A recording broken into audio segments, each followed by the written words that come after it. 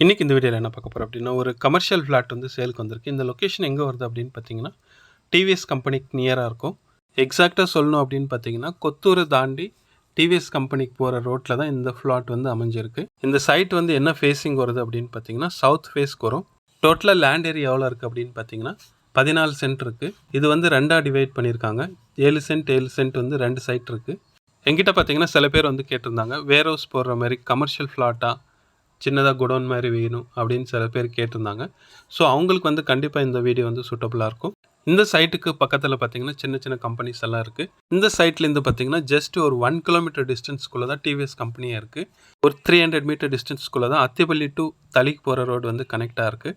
So இந்த இடத்துல பார்த்தீங்கன்னா பர் சென்ட்டோட காஸ்ட் இவங்க எவ்வளோ சொல்லிட்டு இருக்காங்க அப்படின்னு பார்த்தீங்கன்னா, பர் சென்ட்டோட காஸ்ட் வந்து 15 lakhs சொல்லிட்டு இருக்காங்க.